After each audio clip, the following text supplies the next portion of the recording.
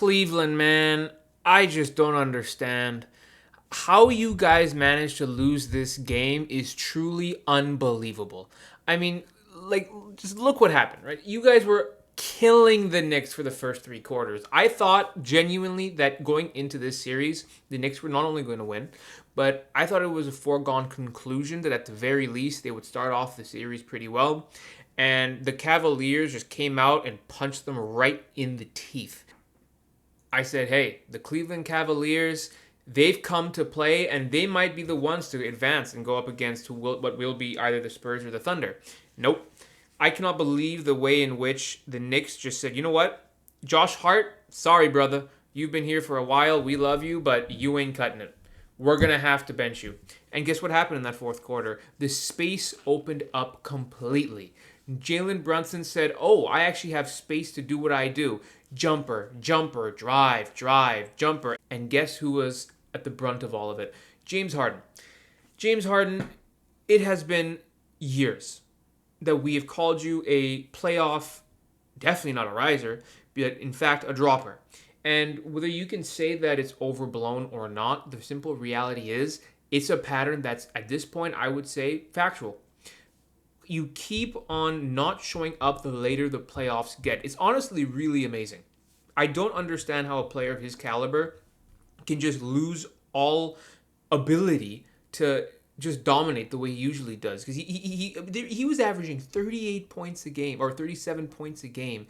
And it's just all that capability, not only when he was in his prime, but like even now, it's just the playmaking wasn't there. The scoring's not there. And like granted, he was worse in game 7, which Donovan Mitchell, brought them home. But in this game, he still wasn't good. And it's just one of those things where, yeah, he had a couple clutch shots, realistically speaking. But I just think that when it boils down to it, James Harden, granted, he's getting older, but something happens where he just doesn't get the foul calls that you would expect him to. And I know I'm harping on him a lot, but it's kind of sad to see because James Harden's an all-time great. And the reason I bring him up is offensively, when he's not providing, defensively, right now, especially as he's getting older, he's getting worked. The entire Knicks team said, oh, we got barbecue chicken, as Shaq says. James Harden, we're targeting you every single time we can. Off switches, off screens. And it was something special, man. I could not believe what I was watching when the Knicks just went bang, bang, bang. 22-point comeback, 18-1 lead. 11 of those points was Jalen Brunson himself.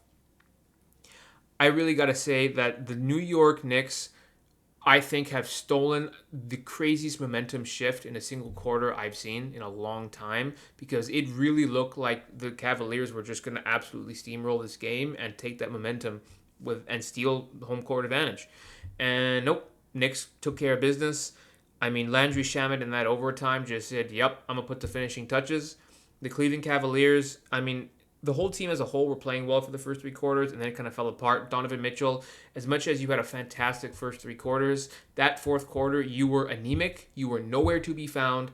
And, I think it's a fascinating topic. I saw Kenny Beecham, shout out Kenny Beecham. He was talking about this, that if Donovan Mitchell, is he really a playoff riser or not? And I think it's undebatable to say that early on in those playoffs with the Jazz, he was rising like you wouldn't believe it. But the question that I can pose and that he posed is, was it fool's gold? Because we found that, this is his first conference finals, and shout out to him, but consistently after that time, there's just been games where, granted, you may not have had the best team around you. Rudy Gobert, I think, at this point has been proven to be a floor raiser, ceiling dropper of a playoff team. There's a reason why he can't make the conference finals, or I shouldn't say he made the conference finals, but he can't just get his team over a hump at any point, and he's getting played off the court.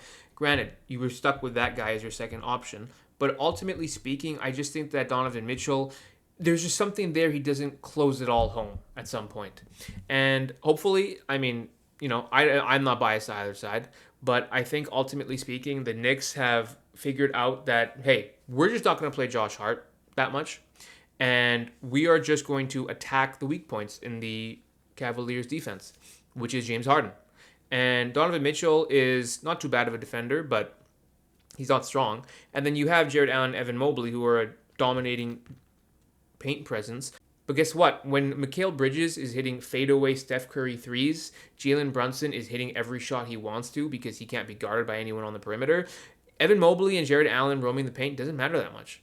And when you're able to get Harden on an ISO and beat him and get Jalen Brunson's classic floater game or whoever the case that may be driving, and it still works over a Mobley or Jared Allen, then the Cleveland Cavaliers really have nothing that they can do because offensively speaking, if James Harden is just not hitting shots and not playmaking, Evan Mobley and Jared Allen are not self-creating. That's the unfortunate thing.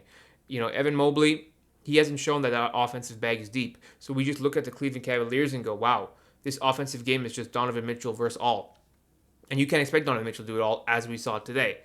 So as much as I want to say that there was a lot to talk about this game, there's also not a lot to talk about this game. Those first three quarters were just a snooze fest Cleveland domination, and then the flip switched in the fourth quarter. And I think going back into this, I think when you're the Cleveland Cavaliers, Kenny Atkinson, first of all, you need to actually call your timeouts. You can't let an 18-1 lead, or not 18-1 run happen and then call a timeout. That's way too late. You have to use your timeouts possible. Take a note from Spo. Spo literally will see like the teeny tiny tides of a run happening. Bang, timeout. Simply unbelievable. Cleveland, that's going to sting you because I would not be surprised if we look at the end of this series and the Knicks won in 6 or 7 games and you just go, wow.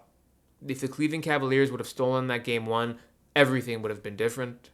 Ultimately speaking, none of this might matter because the Spurs might just win it all. And if they do, shout out to them. But hopefully not. I'm intrigued for this game. One thing is for certain is we got 2 banger conference finals games, ones. And I hope this continues. In terms of predicting the 2 series, now that we've had a game 1, I think the Spurs have... I was initially OKC in 6. I'm going to go Spurs in 7. I think that Wemby has just proven himself to be too much of a force alongside the rookies. And again, I'm not overreacting. I don't think this is going to be some domination Spurs series.